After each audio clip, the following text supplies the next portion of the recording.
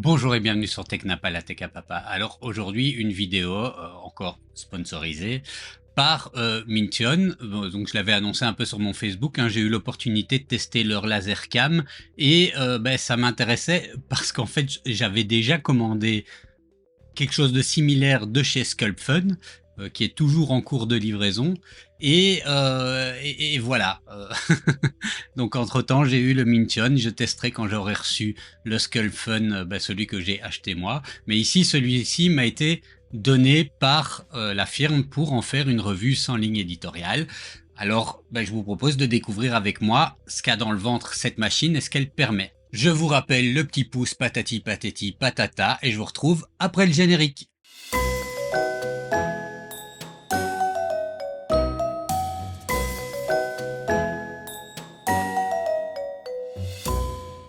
Bon alors voilà, hein, plutôt que de vous faire une présentation comme je fais d'habitude sur le site officiel, je vais prendre leur petite vidéo de présentation. Donc en gros, qu'est-ce qu'ils disent? On est fatigué parce qu'avant d'utiliser cette laser cam magique, on s'ennuie beaucoup et que grâce à elle, on peut faire plein de chouettes choses comme pouvoir utiliser offline notre graveur qui ne fonctionnait pas offline, pouvoir utiliser une application pour pouvoir vérifier ça sans bouger ses fesses de gros fainéant de son fauteuil. Alors c'est compatible avec toute une série de lasers. On a des notifications push sur notre GSM pour dire c'est bon, tu peux te bouger et venir vérifier ta gravure. On a un positionnement précis grâce au fonctionnement de la caméra via Lightburn. Alors je vous spoil la fin, j'ai testé, ça marche super bien et pour moi c'est vraiment le meilleur truc. Alors on peut faire des timelapses avec nos vidéos en format clean comme ça, c'est-à-dire on ne voit pas la tête de laser. Il y a une détection des flammes qui marche bien, hein, vous le verrez aussi sur la vidéo. Et on a une notification push pour nous dire viens éteindre le truc, il y a le feu dans ta maison. Donc voilà, c'est un petit peu ce que permet cette laser cam. Allez, passons à l'unboxing. Bon alors voilà, le lasercam arrive dans une belle boîte comme ceci, mais c'est pas la boîte qui nous intéresse, c'est ce qu'il y a dedans. Donc ouvrons ça et voyons ce qu'il y a dedans. Bon alors une magnifique couche de protection et un manuel.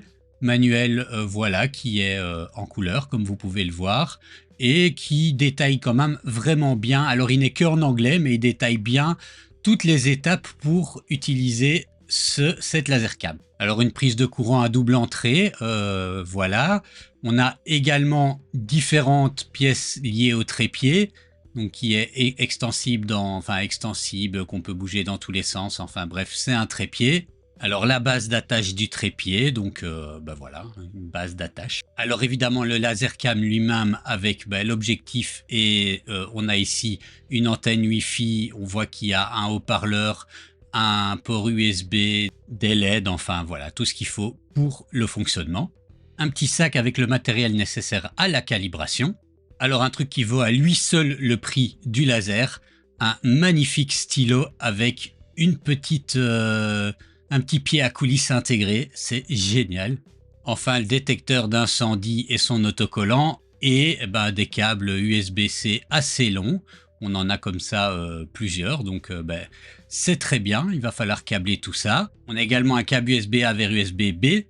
Et voilà, c'est fini. Passons maintenant à la découverte de la machine et à des tests. Bon, alors je ne vais pas vous faire l'affront de vous expliquer comment monter un trépied, hein. Vous avez plusieurs parties au trépied, vous l'avez vu dans l'unboxing, et vous montez un petit peu comme vous voulez. Il vous donne dans le mode d'emploi qui est très clair d'ailleurs, différentes possibilités pour le faire. Vous faites un petit peu comme vous voulez. Moi, je vais le mettre principalement comme ça parce que la fonction qui m'intéresse le plus, et c'est la fonction qui est peut-être la plus compliquée à configurer, en même temps, c'est pas vraiment compliqué, et c'est bien expliqué dans le manuel, c'est de pouvoir avoir une caméra qui me permet de positionner facilement les éléments sur mon plateau pour pas devoir toujours utiliser une grille de ciblage. Voilà, j'avais eu l'expérience de ça avec la Xtool M1 qui avait quelque chose d'intégré. Ça fonctionnait plus ou moins. Je sais que chez Snapmaker, il y a quelque chose comme ça. Et donc ici, il y a ce côté intéressant de cette machine globalement universelle. Alors, j'ai pas 600 scanners, donc je ne l'ai pas testé avec tous les scanners. Mais en tout cas, avec le Falcon, ça fonctionne et ils disent que c'est compatible avec un grand nombre de lasers et de plus en plus. Et donc voilà. Je vous expliquer vite fait, hein, en gros, à quoi ça sert, parce que j'aurais peut-être dû commencer par là. Cette caméra a plusieurs fonctions. La fonction la plus simple et la plus basique, c'est... Oui, alors désolé pour... J'allais dire, je suis vraiment un éclopé. Oui, c'est vrai que là, pour le moment, au moment où j'enregistre ça, je suis vraiment un éclopé. Donc, pour la petite histoire, mon chat n'a pas apprécié que je le brosse. La fonction la plus basique, c'est de pouvoir simplement surveiller, une caméra de surveillance pour pouvoir surveiller à distance votre gravure. C'est vraiment pas recommandé de partir loin, de lancer une gravure et de partir loin. Moi, par exemple, j'ai mon garage et j'ai une porte qui donne dans mon garage, qui donne dans mon bureau. Et j'utilise cette fonction-là, c'est parce que je suis dans mon bureau derrière, que je peux voir que ça dérape et que je peux venir en moins de 10 secondes agir. Ne le faites pas pour aller pioncer ou partir faire une balade ou faire vos courses. Tant bien même vous pouvez via l'application, parce que ça je vais vous montrer après, il y a une application sur le téléphone pour contrôler tout ça. Tant bien même vous pouvez, c'est vraiment pas du tout recommandé de faire ça. Alors, justement, je parlais de détection et d'incendie. Dans la boîte, vous avez aussi un petit détecteur qu'on vient fixer comme ça sur le côté de son laser et qu'on vient brancher et qui permet de détecter les flammes. Alors, je vous le montre et je vous le présente, mais tout de suite, j'en ferai un petit peu le test et puis avec un briquet, on verra s'il détecte vraiment bien les flammes. Une autre fonction de ce laser cam, c'est de pouvoir enregistrer des timelapses. On a pris un peu l'habitude avec nos imprimantes 3D. On peut le faire éventuellement, moi si je devais le faire, et c'est pour ça que je le fais assez peu quand je teste un truc laser, je devais utiliser ma caméra et puis mettre la fonction timelapse et puis faire un traitement dans un logiciel spécifique pour créer un timelapse. Enfin bref, un peu galère. Et moi, voilà, c'est pour ça que je fais assez peu de timelapse de gravure, surtout quand la gravure prend plus que 5 minutes. Et donc, ici, vous pouvez a priori faire des timelapses. C'est bien si vous êtes créateur de contenu ou si vous voulez partager vos créations sur les réseaux sociaux. Alors, la troisième fonction, et moi c'est celle qui m'intéresse le plus, c'est d'utiliser le laser en combinaison avec Lightburn et pouvoir comme ça avoir une vue du dessus qui permet de positionner clairement les éléments sur son plateau pour graver plus facilement en se cassant pas la tête avec des grilles de ciblage et autres. Et ça, c'est a priori la fonction qui m'intéressait le plus dans un laser cam et qui, pour moi, parce que j'ai eu l'habitude d'utiliser ça avec Xtool M1, mais ça marchait pas super bien sur la Xtool M1. Donc je vais tester maintenant. Donc là, je l'ai pas encore lancé, j'ai pas encore testé.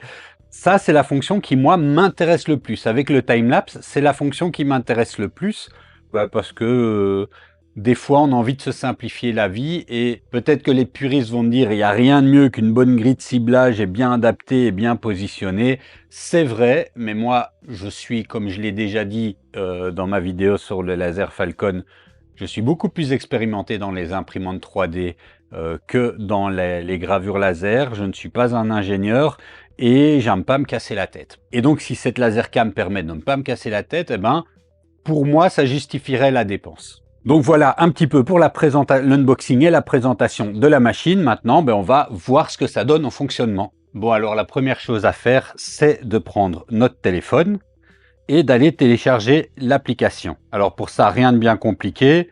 On va venir scanner le code QR que vous voyez ici dans le manuel. Hop, et on a la page, on clique sur l'App Store et on a une application Beagle Engrave. Alors si vous avez déjà utilisé un autre produit de Beagle, notamment la caméra pour les imprimantes 3D, la version 1 ou la version 2, c'est une autre application. Et alors ça, je trouve ça un peu dommage, c'est aussi un autre compte. Donc il va falloir créer un nouveau compte. Et ça, je trouve que c'est dommage. Mais bon, c'est la vie. Alors on donne les autorisations ou non pour nous envoyer des notifications. Si vous voulez qu'ils vous avertissent que votre maison est occupée de cramer, c'est pas mal. Et se connecter au réseau local, on va dire que oui aussi. Alors, je n'ai pas de compte, donc je vais créer un nouveau compte. Hop, voilà, Technapa. Je suis en Belgique. Mon adresse mail. Bon, je la masque pas hein, parce que bon, elle est accessible à tout le monde. Le mot de passe, mais là, je vais passer et je vous revois juste après. Alors, une fois que vous avez rempli les informations, vous cliquez sur Send email et ils vont vous envoyer normalement un code par email. Donc voilà, j'ai reçu tout de suite mon code de confirmation que je viens copier et que je viens coller. Alors, une fois que c'est fait, il va falloir rajouter le périphérique. Vous avez vu, je ne l'ai pas encore branché, donc il va falloir le brancher. Et pour ça, on a des câbles USB-C à USB-A assez longs. Donc ça, il faut quand même le souligner. C'est très bien, ils sont bien longs. Et donc, je vais brancher à la caméra de ce côté-ci. Alors, il y a moyen après, hein, avec des colsons ou des petits scratchs, de venir faire un câble management. Regardez, on peut déjà se servir du scratch qui était fourni avec pour avoir un semblant de câble management un peu décent. Et je viens brancher au courant. Maintenant, bon, je vais le tourner, vous voyez, ça s'allume, puis ça devient vert. Et il me dit que la caméra est prête pour la connexion au Wi-Fi. Vous avez entendu la jolie petite voix métallique. Alors, je vais cliquer sur Add Device. Donc, je vais faire QR Scan Connection. Alors voilà, il me dit, est-ce que j'ai entendu la voix? Oui, j'ai entendu la voix. J'ai le Wi-Fi et on me demande le mot de passe de mon Wi-Fi. Voilà, une fois que c'est fait, je fais Next et il me génère un code QR. Et là, je vais devoir lui faire regarder avec une distance de 15. Voilà, vous avez entendu le petit touring. Et donc, j'ai entendu le bip. Voilà. Next. Et donc voilà, maintenant j'ai, alors c'est assez similaire à l'autre application pour les imprimantes 3D si vous la connaissez déjà, mais voilà, donc si on regarde maintenant l'application, qu'est-ce qu'on voit? On a un onglet Device avec nos périphériques, on pourrait en avoir plusieurs. Un onglet Tutoriel avec les informations pour configurer le Wi-Fi, pour connecter au graveur ou pour connecter à Lightburn. Tout est en anglais, donc il va falloir que vous vous débrouillez avec l'anglais. L'application ne semble pas pouvoir être passée en français. C'est pas du tout un problème pour moi, mais je sais que ça peut être un problème pour certains. Alors si je viens cliquer ici, on voit, bon, là pour le moment rien n'est calibré, mais on voit une vue du dessus. Ma main est là, ouais.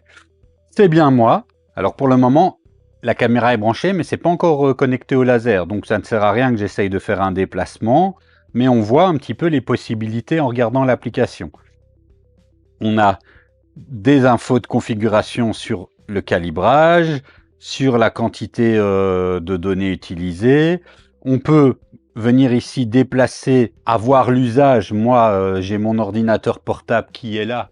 Et voilà, je ne vois pas vraiment de raison d'utiliser une appli portable pour le faire. Mais bon, voilà, on peut le faire. La liste des J-codes qu'on a intégrés dans la carte SD, ça c'est intéressant. Et peut-être qu'en fait, ce qui est intéressant aussi, c'est que connecté à Lightburn, avec ceci, enfin, c'est possible, je dois voir, je n'affirme pas, mais ça peut peut-être aussi remplacer l'absence de module offline sur un laser.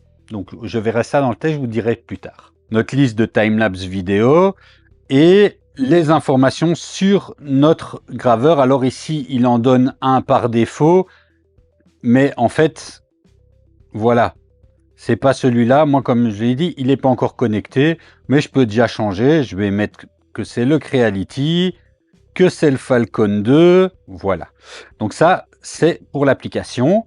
Et ben maintenant, on va continuer la mise en route.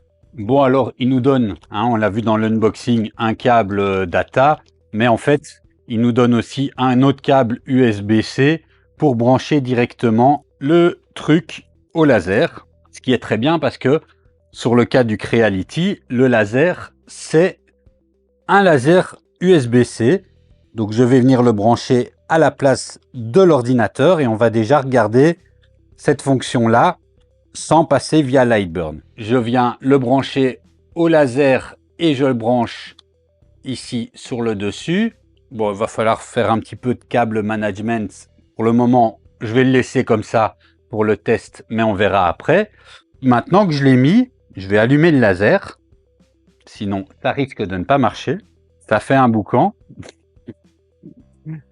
Je vais couper déjà les racistes pour que ça fasse un peu moins de boucan. Et je viens cliquer sur connecter. Alors maintenant, a priori, il est connecté. Voyons voir si ça bouge. Ah, vous voyez, il a connecté tout de suite. Je vais lui demander de bouger avec un axe de 100.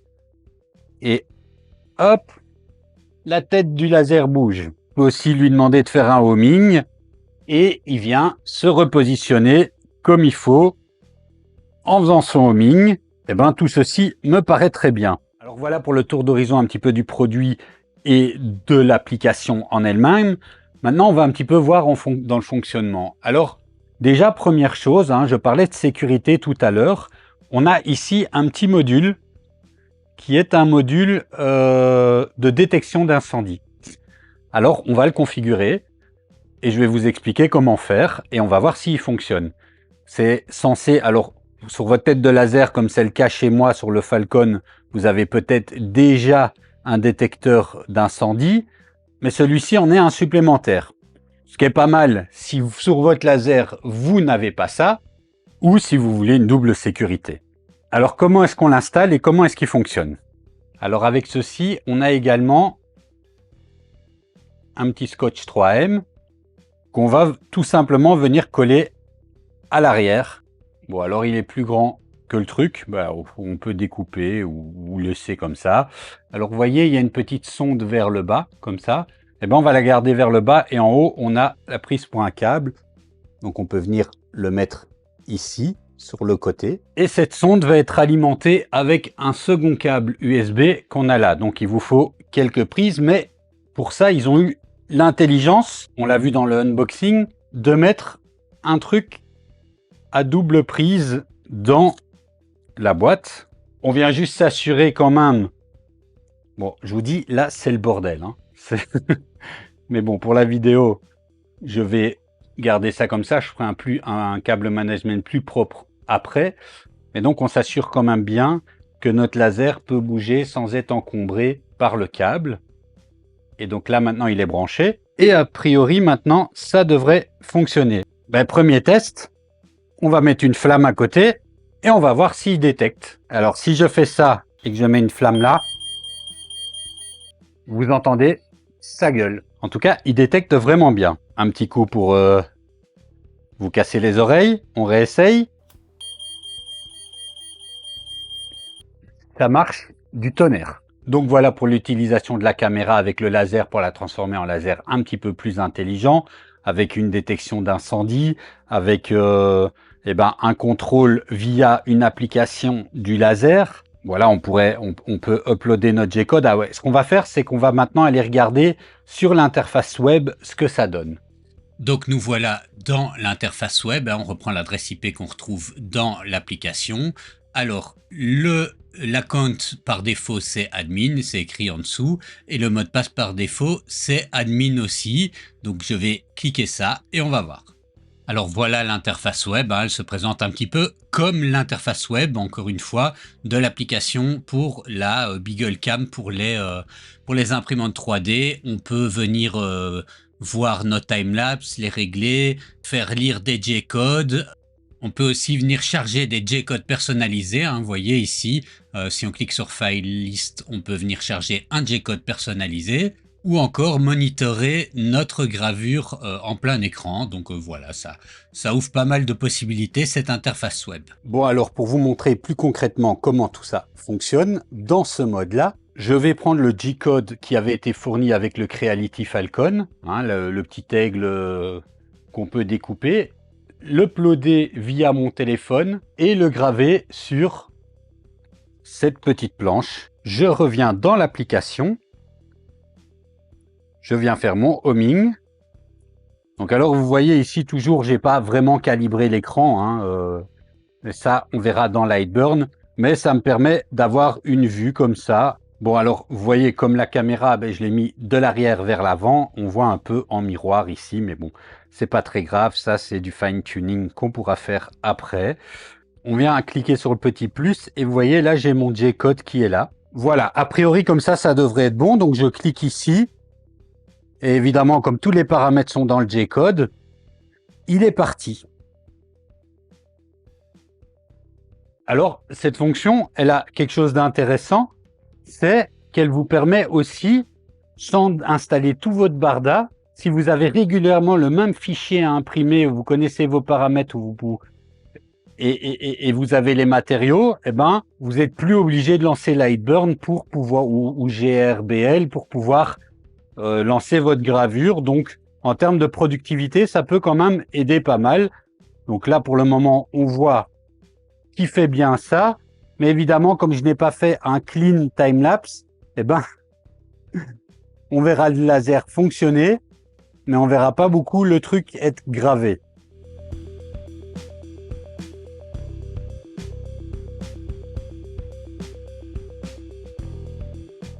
Bon alors voilà, hein, comme vous avez pu voir, ça a parfaitement fonctionné. J'ai pas mis l'air assist sur mon laser, donc c'est un peu pas propre, un peu brûlé là, mais voilà, ça c'est une faute de ma part, mais c'est pas très grave. Et donc comme vous pouvez le voir, ça a parfaitement fonctionné. Déjà avec ça, on a quelque chose d'intéressant en matière de fonctionnement, mais il y a moyen d'aller plus loin avec ce laser cam. Alors pour ça, on ne va pas utiliser l'application, mais on va utiliser Lightburn. Donc pour ça, il faut modifier un petit peu les branchements qu'on a déjà fait. Alors ce qu'il faudra, c'est que votre laser soit connecté à votre ordinateur, comme quand vous utilisez Lightburn.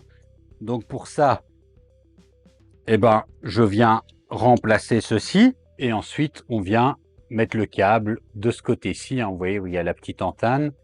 C'est le câble qui sort de la sortie data et qui va aller jusqu'à votre ordinateur.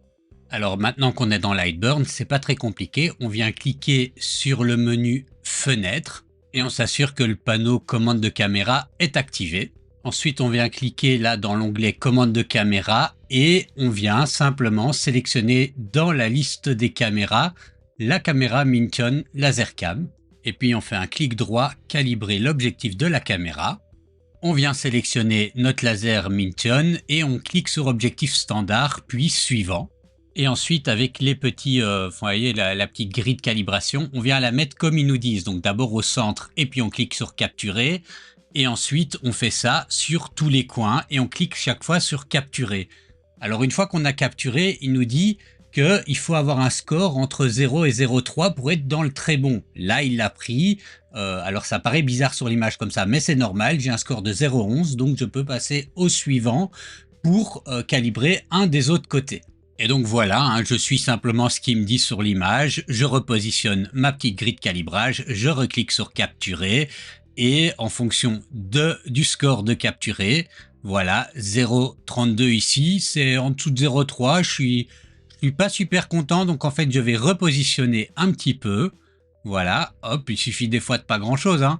Voilà, je repositionne un tout petit peu, je reclique sur capturer. Et là, j'ai un score de 0,29, donc c'est très bien, je peux passer au suivant. Bon, vous avez compris le principe, donc je ne vais pas tout détailler, je fais un petit accéléré et on se voit pour la prochaine étape.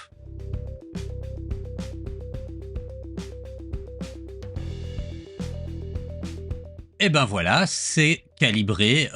Maintenant, on va aligner la caméra. Bon, alors pour l'alignement de la caméra, je vais avoir besoin de ces petits cartons qui ont été fournis. Alors ici, je vais vous dire tout de suite, j'ai commencé à le faire. Un des cartons s'est envolé parce que je les avais juste posés avec le petit autocollant. Et puis la gravure a déconné puisqu'en fait, il va graver des petites mires sur chacun des cartons. Donc je vous conseille de faire comme ceci, c'est-à-dire mettre des petits tapes pour que ça fonctionne correctement. Bon, alors le principe est simple, hein, on va graver des petites mires.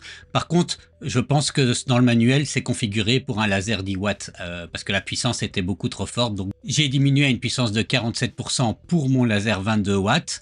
Là, il fait le cadrage et on lance la petite gravure.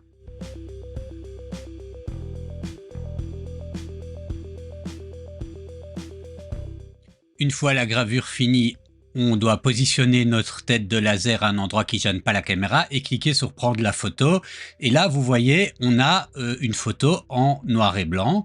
Alors, on peut zoomer, on fait suivant d'abord, et puis on peut zoomer dans la photo. Et le principe, c'est d'aller cliquer, donc ici sur le marqueur 1, et venir cliquer sur le centre précisément de la cible. Comme vous pouvez me voir faire ici, on clique sur 1 et après, il faut aller chercher la cible 2. On zoome un maximum pour bien viser le centre et on fait ça avec les 4 côtés. Voilà, le troisième et enfin le dernier. Et une fois que ceci est fait, on clique sur suivant et on a terminé la procédure de calibration. Alors vous allez me dire, ouais, mais en fait, on voit rien, ça change rien sur l'image. Eh ben en fait, c'est quand on vient cliquer ici sur mettre à jour la superposition, on voit comme ça de telle manière notre plateau et c'est ce qui va nous permettre de pouvoir ajuster nos objets correctement. Alors ben, maintenant, ce qu'on va faire, c'est qu'on va essayer.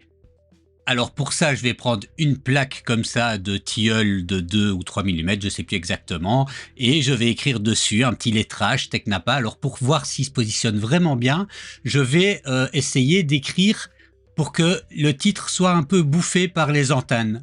Donc je vais vous montrer maintenant comment je vais faire. Oui, d'abord on fait le focus évidemment. Et ben ouais, vous pouvez voir un petit peu la superposition et le positionnement de ma plaque. Et donc j'ai fait ce petit Technapa que j'ai été positionné le bout du T et le bout du A de chaque extrémité dans les antennes. Et donc on va graver ça et on va voir si en retirant la plaque, on a bien comme ça le texte qui est un petit peu mangé par les antennes du papillon.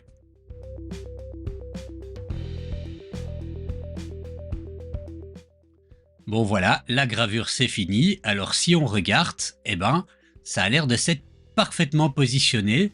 Donc on a bien le Technapa qui est comme ça mangé par les antennes. Donc bah, c'est cool, hein. Bon alors globalement mon expérience est très positive pour ce laser. J'ai pas encore, comme j'ai dit, pu tester le SculptFun, mais celui-ci est simple. Vous avez vu un petit peu à travers les extraits vidéo et les tests que ça s'installe facilement, ça s'adapte. J'ai pas pu tester avec tous les lasers, moi j'ai testé qu'avec un seul, mais celui que j'ai testé fonctionnait très bien. Le calibrage pour pouvoir avoir la vue du dessus, c'est très très bien, et moi je pense que c'est principalement pour ça que je l'utiliserai. Peut-être je ferai des timelapses, et pour surveiller mon atelier j'ai une autre caméra, donc ça j'avais pas forcément besoin. Le détecteur d'incendie fonctionne vraiment bien. Alors la seule question à se poser, c'est est-ce que ça vaut le prix? Le prix est quand même un peu élevé, je trouve, hein, puisqu'on a un prix de base de 160 € à peu près. Alors vous pouvez avoir une réduction, et notamment vous pourrez avoir une réduction si vous regardez cette vidéo avec, voilà, dans la description vous aurez un lien pour acheter le laser cam avec un code de réduction, mais je pense que ça dépend à quel point ça vous ennuie ou non de positionner vos choses dessus. Pour cette fonction-là, moi, je suis prêt à mettre 160 €. Et c'est pas loin de ce que j'ai mis pour le SculptFun, donc voilà. Alors c'est vrai que j'avais pas pensé au Mintion, j'avais testé la BeagleCam et j'avais été globalement content, sauf qu'il y avait un problème avec la BeagleCam, la V1, puisque j'ai jamais testé la V2, c'est que ça fonctionnait pas avec le détecteur de fin de filament, donc du coup je l'utilisais plus parce que moi je préférais que mon détecteur de fin de filament fonctionne. Ici, je l'ai testé un petit peu, tout s'installait facilement, le calibrage était assez facile, juste et ça il faut penser, au moment où j'ai fait la calibration de l'alignement de la caméra, donc on a ces petits cartons, vous voyez, qu'on positionne, et puis alors il fait une gravure pour faire des mires. Et les paramètres qu'il dit de mettre, moi j'y ai pas réfléchi, j'ai mis les paramètres qui m'ont dit, en fait ça devait être pour un laser 10 watts, donc moi mon laser 22 watts est passé à travers le carton et a cramé le truc en dessous. Donc j'ai diminué les paramètres de 60% à 40%, et alors ça marchait très très bien. Bon, il a un carton un peu bougé, j'ai mis un peu de tape, ça ils le disent pas, donc voilà, hein, si vous suivez ma vidéo, faites ça, c'est un bon conseil. Pour le reste, voilà, je vous laisse juge de votre propre usage. Dites-moi dans les commentaires si vous trouvez ça intéressant, vous trouvez ça une valeur ajoutée, si vous trouvez que c'est superflu. N'hésitez pas, hein, l'espace commentaire est là aussi pour en débattre. Et en attendant, je vous remercie d'avoir regardé la vidéo et je vous dis à la prochaine.